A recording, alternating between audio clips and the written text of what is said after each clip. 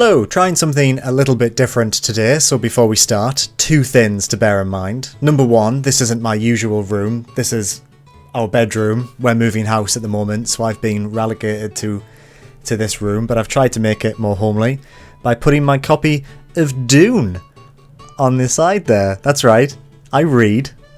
Yeah, bet you didn't see that coming, did you? And also, this format is slightly different. I'm just experimenting with the channel at the moment. You might have realised I'm putting things up on the channel every week, or at least trying to. So far, so good. So I just thought I'd try different content to experiment with what I enjoy doing? ?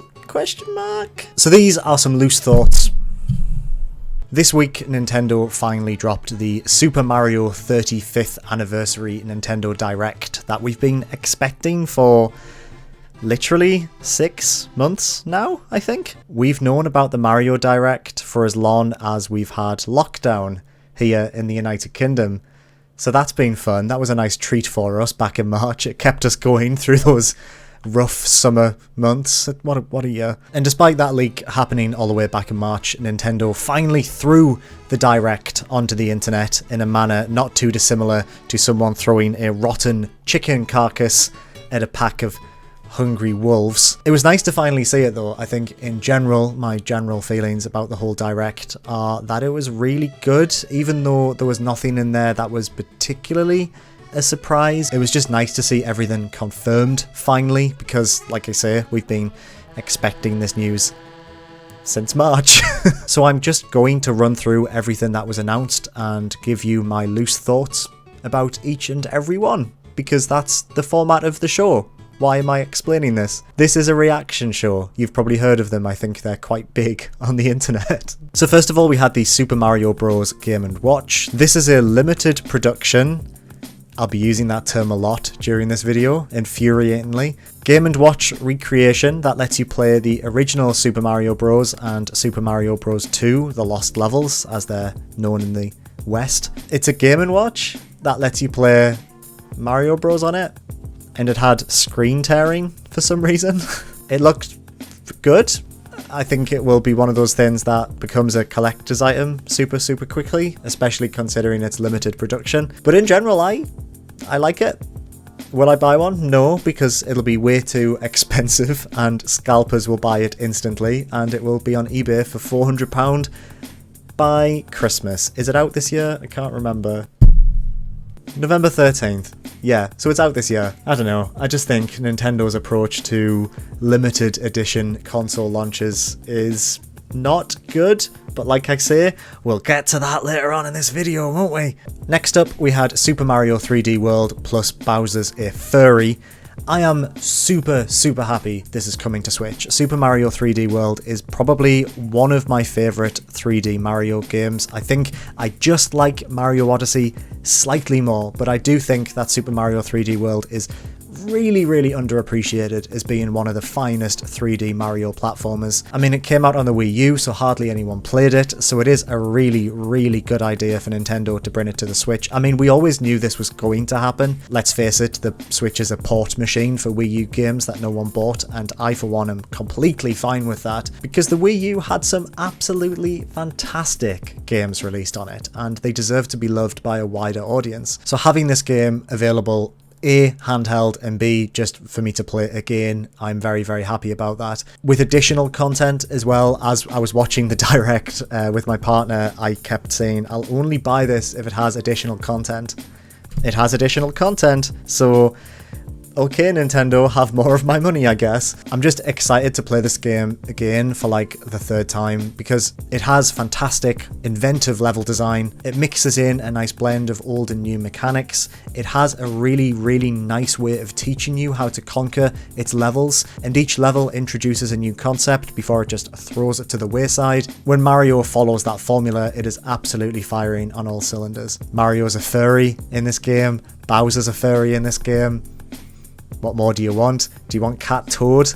Because you'll get Cat Toad. That's a thing in this game, and I hope it doesn't awaken anything in you, because it definitely awoke something in me. Someone on Twitter noticed that the game seems to run a little bit faster, like literally, like Mario physically runs faster in the game, which isn't something I ever noticed in the original game, but a lot of people in the replies were like, oh yeah, he ran too slow in the original Wii U release. So that's interesting. It seems like this isn't just like a straight port. It seems that they have tweaked the main game as well, not just added on additional content. There's even like a slightly shifted camera angle. It's ever so slightly down compared to it being quite high in the original Wii U release. So that's also good. Like, yeah, good. I mean, it's gonna cost, what, 50 quid?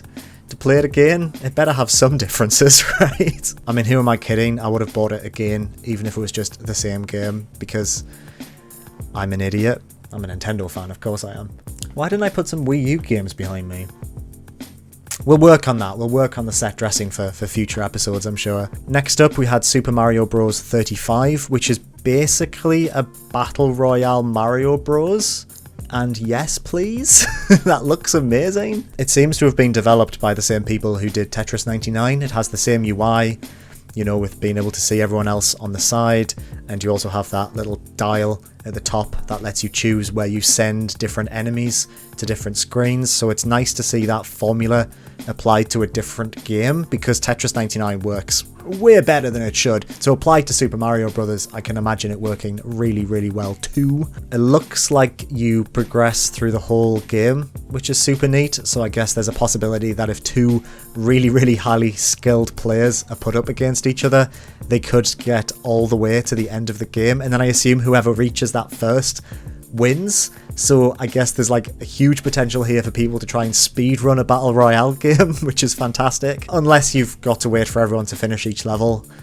Who knows? I like how you send enemies to other screens. The whole concept of it sounds fantastic, and I really like how it's included as part of your Switch Online subscription. It's a really good value for money, that subscription service. You get all your SNES and NES games in the thing that isn't the Virtual Console, because Nintendo don't like money apparently, so they don't have that anymore. And you get Tetris 99, and you now get, well, from October 1st anyway, Super Mario Bros. 35, until March 31st. We'll get to this. Not yet. I'm not ready to talk about that just yet. We'll get to the March 31st then, because it is ridiculous. We'll get there. We'll get there. Then we have Mario Kart Home Circuit, which was a surprise, and I would argue is maybe the most interesting announcement from this whole direct. Not the most exciting, but I think as a concept, this absolutely rules. So Mario Kart Home Circuit is a remote-controlled car that has a little camera on the back, and you play it on your Switch, and you drive the Mario around your room, and the game uses AR tech to like put the course and the items and the other races in your living room. That rules. That's like the best implementation of AR tech I think I've ever seen. By not making it a phone game, but actually integrating the camera into like an actual RC car is so cool. Like, yeah, you're still playing something on the television, but I think being able to make your own courses and race friends and just integrate this really cool Mario Kart gameplay with real world toys is really, really neat. Like, I have no need for this. I have no space for this. There's no way in hell I'll ever buy this, because I just physically can't play it because my house is tiny. I don't know. I just think if I was like 10 years old and I saw this, I'd be like, I need this for Christmas because it absolutely rules. And I think for kids, this is a wonderful little toy. That's the thing I was really struck by with this. I think sometimes I forget how much Nintendo really embraced the fact that they are first and foremost a toy company. Their approach to video games is how most companies approach toy manufacturing. They put fun first. They make things that are fun to play with for children, and I think this is the perfect example of that approach to design. And yeah, I think it's just a really, really cool idea, and like, fair play, Nintendo. It rules. I mean, it absolutely rules. It's so cool. Then we had Super Mario All-Stars, the original SNES remix of Super Mario Bros., Super Mario Bros. 2 and Super Mario Bros. 3.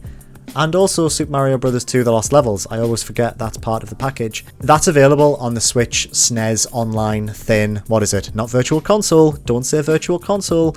That's available now, and I'm really happy to see that. I still haven't played it. I need to jump on that maybe today. Maybe today. Why not? Probably not today. I grew up with these games. The first console I ever had was a SNES that my aunt gave me. She gave me 3 games with it. I got Super Mario World, Super Mario World 2 Yoshi's Island, and Super Mario All-Stars. So my first ever exposure to Mario was those 3 titles. So the only way I ever experienced Mario Bros. 1, 2, and 3 was through All-Stars. So for me, these are the versions of those games that I remember the most. Now, I know they're not really the best versions. I know that the physics are a bit wonky, and I know people love this collection, but purists prefer the NES versions, but I didn't grow up with the NES versions. So the NES versions feel weird for me. That car is so loud, who's driving? So the NES versions feel weird for me. It's these versions that are my favourite. So I'm really happy to see it back. Have I played it already on every single Nintendo console I've owned since the SNES? Yes, but that's the power of Nintendo, right? I don't care how many times I've played it, I just always want to play it. Which brings us quite nicely onto Super Mario 3D All-Stars, which was the biggest announcement of this whole direct and was the game that everyone was most excited to see revealed. And it looks exactly like we all expected and indeed wanted it to. It contains slightly touched up versions of Super Mario 64, Super Mario Sunshine, and Super Mario Galaxy. My initial reaction to this is one of joy, because I have such fond memories of these 3 games, and to play them upscaled in widescreen on the Switch is fantastic. This is what I've been excited about since March, since that original leak first came out. I'm always up for just being able to experience Nintendo's back catalogue in a way that is convenient. That is the ultimate goal of any Nintendo console. We've never really had the ability to play Wii games or GameCube games properly on the Switch up to this point, so being able to play things like Galaxy on a new piece of hardware is exciting. At this point, I'll take any GameCube conversion on the Switch. I own Sphinx Curse of the Mummy because it was on the GameCube. Nintendo, please just release every GameCube game. I'll buy it. I'm an idiot. I think I've already made that very clear. I'm just really happy that they're available to play on the Switch. I wouldn't really call them remasters. I guess I'd just call them re-releases, because there's nothing here that's really like a substantial remaster. You know, there's been no texture reworking. They're just upscaled. They just look a little crisper. The widescreen stuff is really, really good. And I'm in 2 minds about that. I think part of me resents buying things again, especially in the modern generation, when we get so many top-notch remasters, like the Tony Hawk remaster that came out today, the Crash Bandicoot remasters, the Spyro the Dragon remasters. I think we've been a little bit spoiled. I think if Nintendo said they were fully remaking Mario 64 and maybe even Sunshine, then that would be great. I think people would have responded really well to that. But then the other part of me is like, well, I really love game preservation, and part of me thinks that presenting them in their original form slightly crisper is probably the best way of preserving these classics. Mario 64 doesn't really need a remake because it's kind of perfect, and I think you could have touched up the graphics, you could have given it a slightly different style, but the aesthetics of 64 are pretty timeless. Like, let's face it, most games from that era look like dog shit. Like, there's very few games on the N64 especially that I would want to play in 2020 that wouldn't make me feel, you know, physically sick. But I think Mario 64 does look fantastic still. Like, even the DS version didn't do a huge amount to kind of change the overall style that the original game had. Same with Sunshine. I have my qualms about Sunshine. I don't really like Sunshine. I think it's fiddly and messy and kind of bad.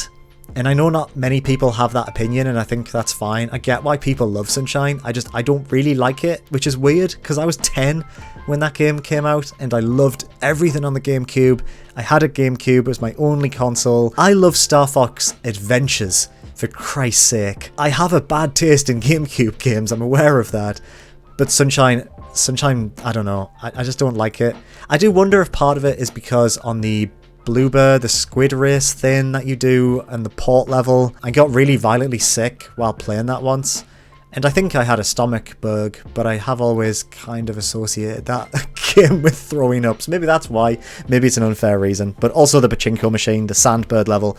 You know, these are bad levels. These suck.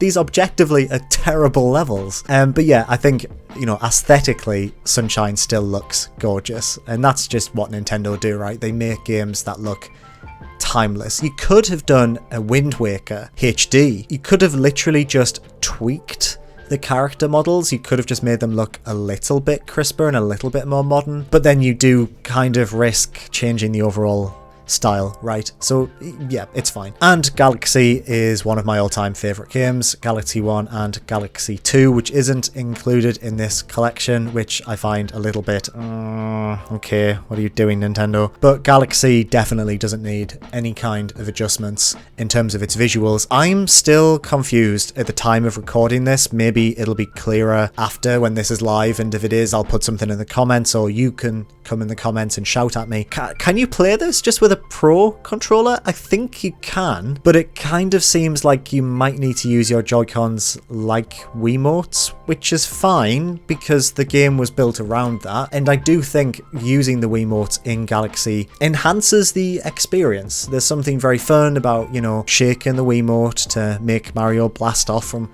one of those star thins. I'm not very good at my Mario terms today, am I? I'd like to play it on a Pro controller though. Hello, this is Future Liam. A Polygon article that came out just after I recorded this clarified that you can play Galaxy using a Pro controller, and maybe the pointer is mapped to the right stick. It's definitely mapped to the touch screen if you're playing in handheld or on a Switch Lite. It's not an ideal solution, but they have considered it. However, you can't play Sunshine with a GameCube controller, which is baffling. Where's Galaxy 2? I have a theory about that, and it's got something to do with the fact this fucking game is only available until March 31st digitally, and the physical release is getting a super limited release. Why?